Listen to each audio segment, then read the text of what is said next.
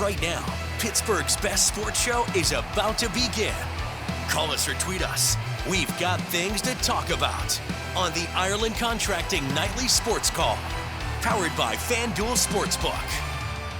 Good evening, everyone, and welcome inside the Fan Cave. 412-575-2600 puts you in touch with us on the Borders and Borders hotline. And you can also tweet at KDPomp at the Pony Express as Andrew Fillipponi joins us from the Fan Studios. And Andrew, first big news of the day, I find out the Rib Fest is coming back full scale, which means we're going to have some ribs in the broadcast booth next Saturday when the Lions come to Pittsburgh to take on the Steelers. Edmund Nelson used to make short order of those things. Charlie he eats them, but not as fast. I never get any left. So I'm putting out a plea right now for those ribsters or rib makers or whatever you want to call yourself. Please bring some more up that you normally do because I need to get some too.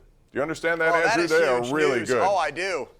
Absolutely. I mean, you could not have a Steelers-Panthers game in August without Edmund Nelson in that booth of you chowing down on ribs, Bob. It was a time-honored tradition. It was one of my favorite moments. My two favorite things about your preseason football broadcasts, other than the games themselves, were Edmund eating ribs and you doing such a great job with all that CW program. They had so many entertaining shows, and they made sure that you promoted those shows during every broadcast, which I absolutely loved those.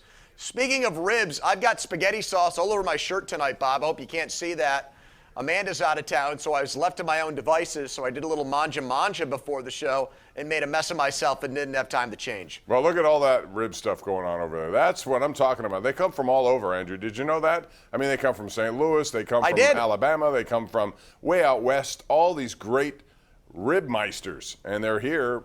And I'm telling you, it's amazing how many people, and they have trophies on display, as you can see, some of the best cooks in the business. So I'm looking forward to that. And I'm also looking forward to the first game for us on Thursday, which is the second game of the preseason. And the Philadelphia Eagles will be the opposition. But really, the opposition is the roster itself. Who's on it? Who's going to last? We saw Kevin Dotson today talk about the fact that the message clearly was delivered. Mike Tomlin called him out a little bit yesterday. It seemed to work. What's your thought on him? He hasn't practiced much, so it's hard to tell me that he's not doing anything wrong. He just hasn't been available. And based on what Tomlin said, it makes it sound like he could have been available, but maybe he is just taking his time.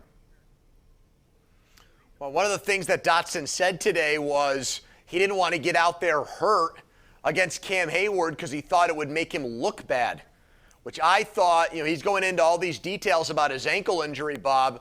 You remember David DeCastro had an ankle problem all last year. We never heard about it.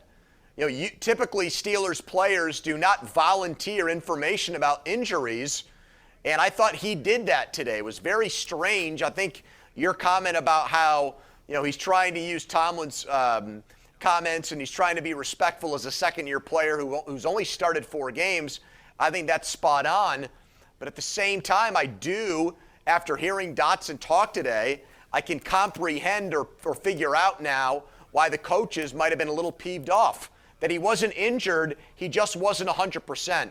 And if you don't have a spot guaranteed in the starting lineup, if you're not a T.J. Watt, Joe Hayden, Ben Roethlisberger, if you're less than 100% but you're not injured, you should probably be out there practicing.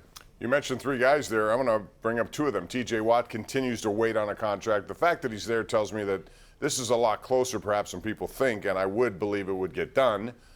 But then there's Joe Hayden, who out of the blue now has had his attorney or agent